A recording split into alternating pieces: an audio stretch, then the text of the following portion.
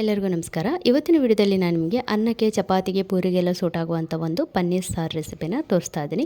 Video ಇಷ್ಟವಾದಲ್ಲಿ like ಮಾಡಿ, share ಮಾಡಿ, ಸಬ್ಸ್ಕ್ರೈಬ್ ಮಾಡ್ಕೊಳ್ಳಿ. ಫಸ್ಟಿಗೆ ಒಂದು ಪಾತ್ರೆಗೆ ಎಣ್ಣೆ ಹಾಕ್ಕೊಳ್ಳಿ. ಅದಕ್ಕೆ ಸ್ವಲ್ಪ ಮೆಣಸಿನ ಪುಡಿ ಹಾಗೆಯೇ ಸ್ವಲ್ಪ ಉಪ್ಪು ಹಾಕಿ ಹಾಗೆ ಪನ್ನೀರನ್ನ ಸ್ವಲ್ಪ ತೊಳೆದ್ಬಿಟ್ಟು ಇದನ್ನು ಎಣ್ಣೆಯಲ್ಲಿ ಚೆನ್ನಾಗಿ ಫ್ರೈ ಮಾಡ್ಕೊಳ್ಬೇಕು. ತೀರಾ ಕ್ರಿಸ್ಪಿಯಾಗಿ ಕೂಡ ಫ್ರೈ ಮಾಡ್ಕೊಳ್ಬೋದು. ನಾನಿಲ್ಲಿ ಸ್ವಲ್ಪ ಫ್ರೈ ಆಗ್ತಿದ್ದಾಗೇ ಬೇಯಿಸಿರೋವಂಥ ಬಟಾಣಿನ ಹಾಕ್ಕೊಂಡಿದ್ದೀನಿ. ಸೊ ಇದು ಹಾಕಿ ಒಂದೆರಡು ಸಾರಿ ಫ್ರೈ ಮಾಡಿಕೊಂಡ್ರೆ ಸಾಕು. ಅದರ ಮೇಲೆ ಇದನ್ನು ಕೆಳಗೆ ಇಳಿಸ್ಕೊಳ್ಳೋಣ. ಈಗ ಒಂದು ಪಾತ್ರೆಗೆ ಎಣ್ಣೆನ ಹಾಕ್ಕೊಳ್ತಾ ಇದ್ದೀನಿ. ನೀವು ಸಾಸಿವೆ ಎಣ್ಣೆ ಕೂಡ ಹಾಕ್ಕೊಳ್ಬೋದು, ಚೆನ್ನಾಗಿರುತ್ತೆ ಟೇಸ್ಟು. ಇಲ್ಲಿ ಶುಂಠಿ, ಬೆಳ್ಳುಳ್ಳಿ ಹಾಗೆ ಒಂದು ಕಾಯಿ ಮೆಣಸನ್ನು ಜಜ್ಜಿ ಹಾಕ್ಕೊಂಡಿದ್ದೀನಿ. ಶುಂಠಿ ಬೆಳ್ಳುಳ್ಳಿನ ಜಜ್ಜಿ ಹಾಕ್ಕೊಂಡಿದ್ದೀನಿ, ಕಾಯಿ ಮೆಣಸನ್ನು ಕಟ್ ಮಾಡಿ ಹಾಕ್ಕೊಂಡಿದ್ದೀನಿ. ಸೊ ಈಗ ಇಲ್ಲಿ ಒಂದು ನೀರುಳ್ಳಿನ ಕಟ್ ಮಾಡಿ ಹಾಕ್ಕೊಂಡಿದ್ದೀನಿ. ಇಲ್ಲಿ ಚೆನ್ನಾಗಿ ಫ್ರೈ ಆದಮೇಲೆ 1.5 ಸ್ಪೂನಷ್ಟು ಕೊತ್ತಂಬರಿ ಪುಡಿ, ಜೀರಿಗೆ ಪುಡಿ ಹಾಗೆ ಸ್ವಲ್ಪ ಗರಂ ಮಸಾಲ, ಚಿಕನ್ ಮಸಾಲ, ಉಪ್ಪು ಹಾಗೆಯೇ ಅರಿಶಿನ, ಖಾರದ ಪುಡಿ ಸೇರಿಸ್ಕೊಂಡಿದ್ದೀನಿ. ಸೊ ನೀವೆಷ್ಟು ಸಾರು ಮಾಡ್ತೀರಾ ಅದರ ಕ್ವಾಂಟಿಟಿಗೆ ಬೀಳುತ್ತೆ. ಇಲ್ಲಿ ಎಲ್ಲನೂ ನಾನು 1 ಸ್ಪೂನ್ ತೆಗೆದುಕೊಂಡಿದ್ದೀನಿ.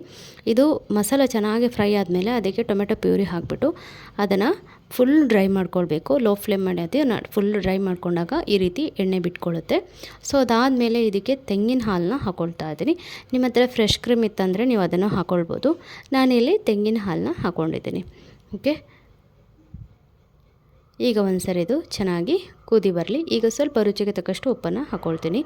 ಈಗ ಮಸಾಲೆ ಎಲ್ಲ ಹಾಕಿ ಮಿಕ್ಸ್ ಮಾಡ್ಕೊಂಡಿದ್ದಾದಮೇಲೆ ನಾವು ಫ್ರೈ ಮಾಡ್ಕೊಂಡಿರೋಂಥ ಬಟಾಣಿ ಮತ್ತು ಪನ್ನೀರನ್ನ ಇದಕ್ಕೆ ಸೇರಿಸ್ಕೊಳ್ತಾ ಇದ್ದೀನಿ. ಈಗ ನೋಡ್ತಾ ಇದ್ದೀರಲ್ಲ ಎಷ್ಟು ಚೆನ್ನಾಗಿ ಕುದಿ ಬರ್ತಾ ಇದೆ ಅಂತ.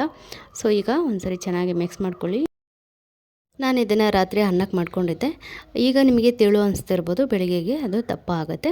ಸೊ ಬೆಳಿಗ್ಗೆ ನಾನು ಇದಕ್ಕೆ ಚಪಾತಿ ಮಾಡ್ಕೊಂಡಿದ್ದೆ. ಸೊ ಇವತ್ತಿನ ವಿಡಿಯೋ ನಿಮಗೆ ಇಷ್ಟ ಆದರೆ ಲೈಕ್ ಮಾಡಿ, ಶೇರ್ ಮಾಡಿ, ಸಬ್ಸ್ಕ್ರೈಬ್ ಮಾಡ್ಕೊಳ್ಳಿ. ಫ್ರೆಂಡ್ಸ್ ಆ್ಯಂಡ್ ಫ್ಯಾಮಿಲಿಗೆ ಶೇರ್ ಮೂಲಕ ಸಪೋರ್ಟ್ ಮಾಡಿ. ಸಿಗೋಣ ಮತ್ತೊಂದು ರೆಸಿಪಿಯೊಂದಿಗೆ. ಅಲ್ಲಿವರೆಗೆಲ್ಲರಿಗೂ ಧನ್ಯವಾದ. ಇವತ್ತಿನ ರೆಸಿಪಿ ಪಾಲಕ್ ಪನ್ನೀರ್ ರೆಸಿಪಿ ಹೇಗೆ ಮಾಡೋದು ಅಂತ ನೋಡೋಣ. ಇವತ್ತಿನ ವಿಡಿಯೋ ನಿಮಗೆ ಏನಾದರೂ ಇಷ್ಟ ಆದರೆ ಲೈಕ್ ಮಾಡಿ, ಶೇರ್ ಮಾಡಿ, ಸಬ್ಸ್ಕ್ರೈಬ್ ಮಾಡ್ಕೊಳ್ಳಿ. ಸೊ ಬನ್ನಿ ಇದನ್ನು ಹೇಗೆ ಮಾಡೋದು ಅಂತ ನೋಡೋಣ. ಫಸ್ಟಿಗೆ ಒಂದು ಪಾತ್ರೆಗೆ ಎಣ್ಣೆ ಹಾಕಿ ಶುಂಠಿ ಬೆಳ್ಳುಳ್ಳಿ ಹಾಕ್ಕೊಳ್ಳಿ. ಹಾಗೆ ಕಾಯಿ ಮೆಣಸು ಒಂದು 3 ಹಾಕ್ಕೊಳ್ಳಿ. ಕರಿಬೇವು ಮತ್ತು ಕಟ್ ಮಾಡಿರೋವಂಥ ನೀರುಳ್ಳಿ ಇಷ್ಟನ್ನು ಹಾಕ್ಕೊಳ್ತಾ ಇದ್ದೀನಿ. ನಿಮಗೆ ಖಾರಕ್ಕೆ ಬೇಕಾದಷ್ಟು ನೀವು ಕಾಯಿ ಮೆಣಸನ್ನು ಹಾಕ್ಕೊಳ್ಬೇಕಾಗತ್ತೆ. ಇದನ್ನು ಚೆನ್ನಾಗಿ ಒಂದು ಸರಿ ಹುರ್ಕೊಳ್ಳಿ ನೀರುಳ್ಳಿನ. ಇದರ ಹಸಿ ವಾಸನೆ ಹೋಗ್ತಿದ್ದಾಗೇ ಇದಕ್ಕೆ ಒಂದು ಕಟ್ ಮಾಡಿರೋ ಅಂಥ ಟೊಮೆಟೊ ಹಣ್ಣು ಹಾಕ್ಕೊಳ್ತಾ ಇದ್ದೀನಿ. ಈಗ ಸ್ವಲ್ಪ ಗೇರು ಬೀಜ ಕೂಡ ಹಾಕ್ಕೊಳ್ತಾ ಇದ್ದೀನಿ. ಇವಿಷ್ಟನ್ನು ಚೆನ್ನಾಗಿ ಫ್ರೈ ಮಾಡ್ಕೊಳ್ಳಿ. ಗೇರು ಬೀಜನ ನೀವು ನೀರಲ್ಲಿ ನೆನೆಸಿ ಹಾಕಿದ್ರೂ ಕೂಡ ಚೆನ್ನಾಗಿರುತ್ತೆ. ಈಗ ಒಂದ್ಸರಿ ಮುಚ್ಚಿ ಇದನ್ನು ಸೆಕೆಯಲ್ಲಿ ಬೇಯಿಸ್ಕೊಳ್ಳೋಣ. ಈಗ ಗರಂ ಮಸಾಲನ ಹಾಕ್ಕೊಳ್ಳೋಣ. 1.5 ಸ್ಪೂನಷ್ಟು ಕೊತ್ತಂಬರಿ ಪುಡಿ, 1.5 ಸ್ಪೂನಷ್ಟು ಜೀರಿಗೆ ಪುಡಿ, ಸ್ವಲ್ಪ ಗರಂ ಮಸಾಲ, ಸ್ವಲ್ಪ ಮ್ಯಾಗಿ ಮಸಾಲ, ಸ್ವಲ್ಪ ಉಪ್ಪು, ಅರಿಶಿನ ಇಷ್ಟನ್ನು ಹಾಕ್ಕೊಂಡಿದ್ದೀನಿ. ಈಗ ಈ ಎಣ್ಣೆನಲ್ಲೇ ಈ ಮಸಾಲೆಗಳನ್ನ ಫ್ರೈ ಮಾಡ್ಕೊಳ್ಬೇಕು. ಯಾವುದೇ ರೀತಿ ನೀರು ಹಾಕಬಾರ್ದು. ಚೆನ್ನಾಗಿ ಫ್ರೈ ಮಾಡ್ಕೊಂಡಿದ್ದಾದಮೇಲೆ ಒಂದು ಪ್ಲೇಟಿಗೆ ಇದನ್ನು ತಗೊಳ್ಬೇಕು. ಈ ಪ್ಲೇಟಲ್ಲಿರೋ ಮಸಾಲೆ ಚೆನ್ನಾಗಿ ತಣ್ಣಗಾದ್ಮೇಲೆ ಅದನ್ನು ಪೇಸ್ಟ್ ಮಾಡ್ಕೊಳ್ಬೇಕು. ಸೊ ಈಗ ಅದೇ ಪಾತ್ರೆಗೆ ಎಣ್ಣೆ ಹಾಕಿಬಿಟ್ಟು ಪಾಲಕನ ಹುರ್ಕೊಳ್ತಾ ಇದ್ದೀನಿ. ಈ ರೀತಿ ಹುರ್ಕೊಳ್ಳೋದ್ರಿಂದ ಅದರ ಹಸಿ ವಾಸನೆ ಬರೋದಿಲ್ಲ, ಇಲ್ಲಾಂದರೆ ಸಾರು ಒಂಥರ ಹಸಿ ಹಸಿ ಸ್ಮೆಲ್ ಬರುತ್ತೆ. ಸೊ ಎಣ್ಣೆ ಹಾಕಿ ಉಪ್ಪು ಹಾಕಿ ಸ್ವಲ್ಪ ಪಾಲಕನ ಚೆನ್ನಾಗಿ ಅದರ ಹಸಿ ವಾಸನೆ ಹೋಗಿ ನೀರೆಲ್ಲ ಬಿಟ್ಕೊಂಡು ಡ್ರೈ ಆದಮೇಲೆ ಅದನ್ನು ಕೂಡ ಒಂದು ಪ್ಲೇಟಿಗೆ ತೆಗೆದಿಟ್ಕೊಳ್ಳಿ. ಸೊ ಅದನ್ನು ಪ್ಲೇಟಿಗೆ ತಣ್ಣಗಾದ್ಮೇಲೆ ಅದನ್ನು ಪೇಸ್ಟ್ ಮಾಡ್ಕೊಳ್ಳಿ. ಸ್ವಲ್ಪ ಎಣ್ಣೆ ಹಾಕಿಬಿಟ್ಟು ಪಾತ್ರೆಗೆ ಆ ಪೇಸ್ಟನ್ನು ಹಾಕಿ ಸ್ವಲ್ಪ ಫ್ರೈ ಮಾಡ್ಕೊಂಡಿದ್ದಾದಮೇಲೆ ನಾವು ನೀರುಳ್ಳಿ, ಟೊಮೆಟೊ, ಗೇರು ಬೀಜ ಎಲ್ಲ ಹಾಕಿ ಪೇಸ್ಟ್ ಮಾಡಿದ್ವಲ್ಲ ಅದನ್ನು ಕೂಡ ಇದಕ್ಕೆ ಸೇರಿಸ್ಕೊಳ್ಬೇಕು. ಸೊ ನೋಡಿ ಈಗ ಸೇರಿಸ್ಕೊಂಡಿದ್ದೀನಿ ಎರಡೂ ಕೂಡ.